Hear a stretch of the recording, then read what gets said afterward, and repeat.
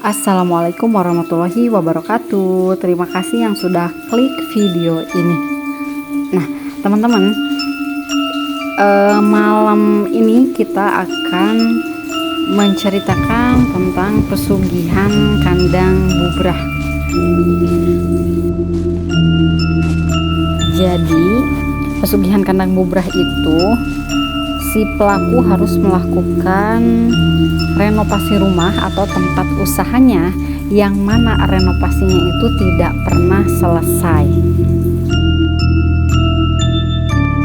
Istilah bubrah dalam bahasa Jawa berarti berantakan atau rusak. Sesuai namanya atau sesuai dengan istilahnya, kandang bubrah berarti rumahnya tidak boleh terlihat rapi atau sempurna dalam jangka waktu yang lama. Di Indonesia, terutama di Jawa, itu banyak sekali tempat pesugihan kandang bubrah. Namun, tempat pesugihan kandang bubrah yang paling terkenal itu berada di makam umum.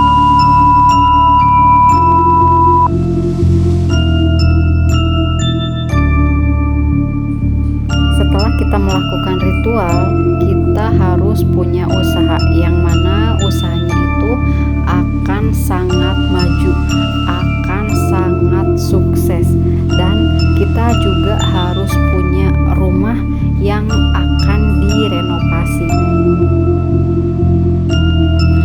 Nah, ini ada cerita dari seseorang yang melakukan pesugihan kandang bubrah ya. Namanya aku samarkan, sebut aja namanya Bapak Slamet atau Mas Slamet. Mas Slamet ini berasal dari keluarga berada. Dia punya satu adik ya, yang mana orang tuanya itu sangat mampu untuk membiayai usaha anaknya. Sebetulnya si Mas Slamet itu diminta oleh kedua orang tuanya untuk meneruskan usaha dari orang tuanya itu, tetapi Mas Slamet tidak mau. Si Mas Slamet ini ingin menambah pengalaman atau ingin membuka usaha di kota. Akhirnya orang tua si Mas Slamet itu mengizinkan Mas Slamet untuk membuka usaha di kota.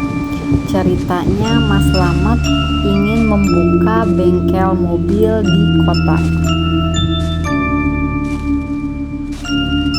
Nah, sudah mendapatkan izin dari orang tuanya, kemudian Mas Slamet menjadwalkan untuk keberangkatannya ke kota.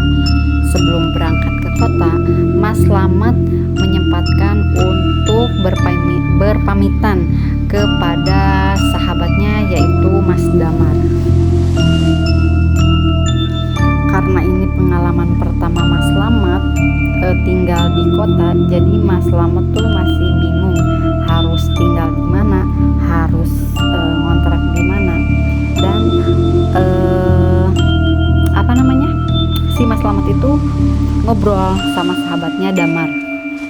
Akhirnya si Mas Damar ini menawarkan tempat atau rumah untuk bisa ditinggali oleh Mas Slamet. Sesampainya di kota, Mas Slamet kemudian mencari tempat untuk membuka usaha bengkel mobilnya. Udah tuh, akhirnya dapat tempat untuk membuka bengkel mobil itu. Usahanya sudah berjalan sekitar 2-3 bulan. Tapi dalam jangka waktu 2-3 bulan tersebut, bengkelnya tuh masih sepi. Mas Slamet hampir saja putus asa, tapi di tengah keputusasaan itu tiba-tiba ada satu mobil parkir di depan bengkelnya. Setelah selesai memperbaiki mobil, Mas Slamet dan pengendara mobil itu akhirnya ngobrol. Si pengendara mobil bertanya, "Mas, kok bengkelnya sepi banget?"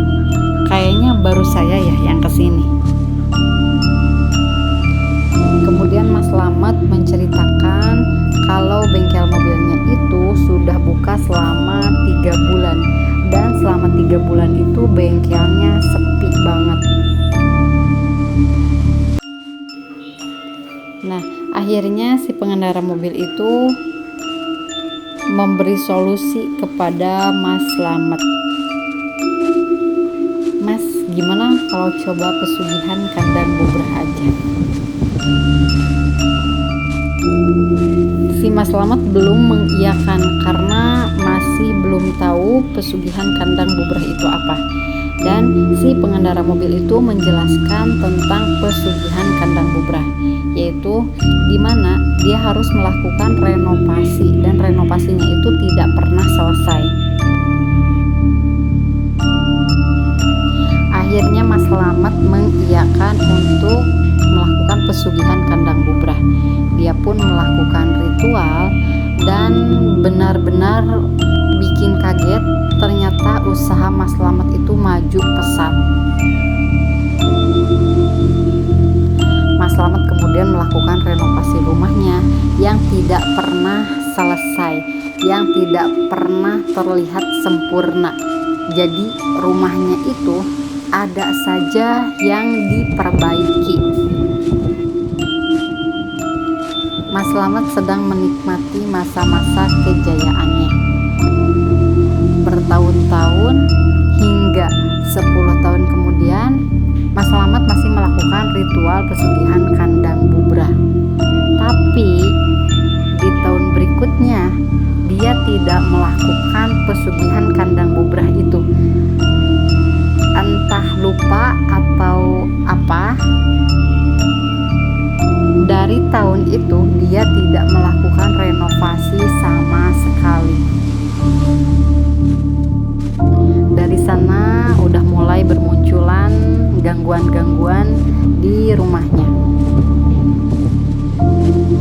Semakin sini terornya itu semakin sering dan bengkel mobilnya itu kembali sepi.